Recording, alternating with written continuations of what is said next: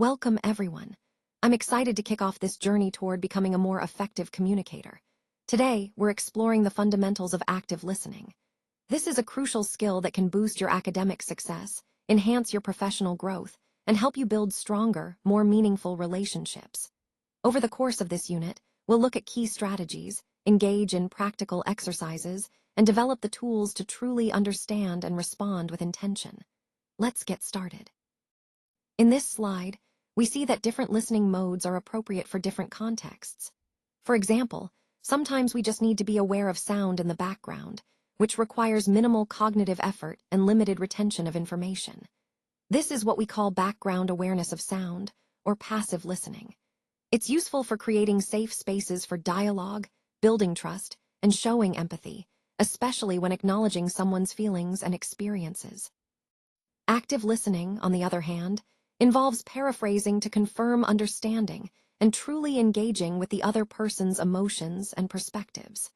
This reflective listening helps us mirror and validate what's being shared, fostering deeper connection.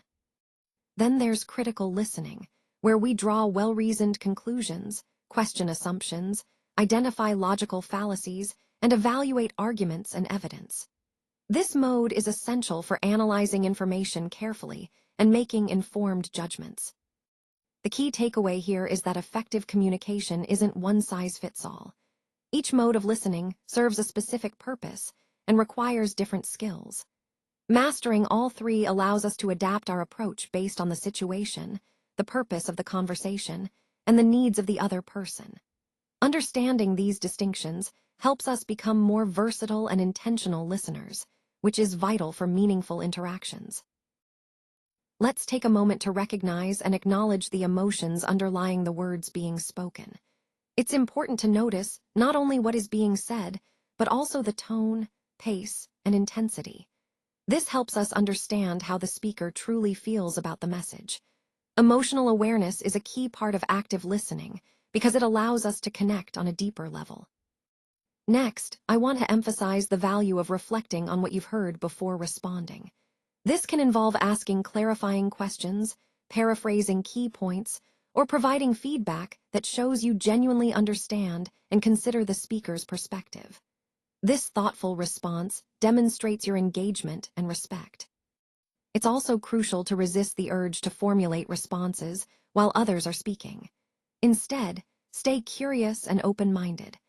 Allow the speaker to fully express their thoughts without jumping to conclusions or planning your reply mid-conversation.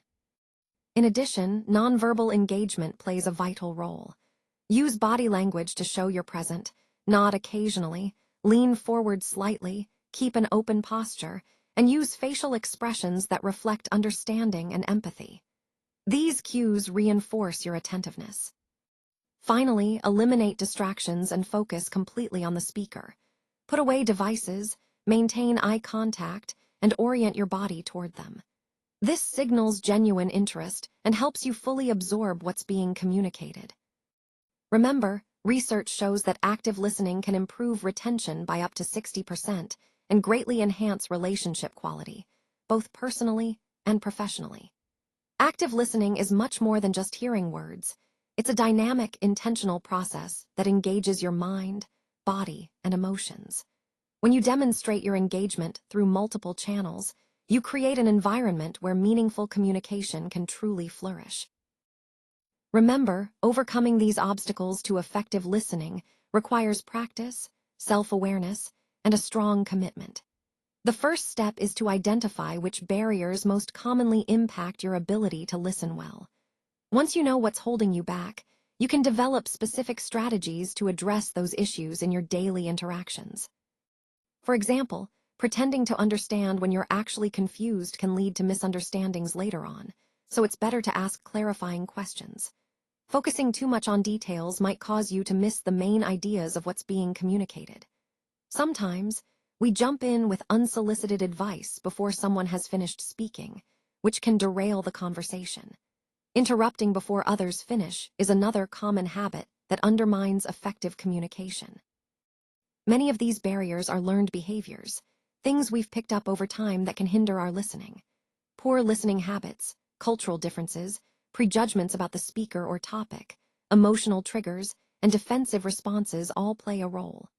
Confirmation bias and selective hearing also cause us to filter messages in ways that fit our preconceived notions. Cognitive biases and emotional reactions often cloud our ability to truly hear what's being said. Psychological barriers like uncomfortable physical settings or visual distractions in the environment can also interfere with our focus. External interruptions, such as digital notifications, background noise, or conversations, divert our attention. External factors like physical discomfort, fatigue, daydreaming, or planning what to say next can cause us to tune out. Internal distractions, including preoccupations with personal concerns or mental noise, further block our ability to listen effectively. Even with the best intentions, these barriers can sneak in and disrupt our focus. Recognizing them is the first step toward overcoming them. When we understand what's blocking our listening, we can create strategies to minimize these interferences and become better communicators. So, take some time to reflect on your own listening habits and identify which obstacles are most relevant for you. Addressing these challenges will help you connect more deeply and communicate more effectively in all your interactions.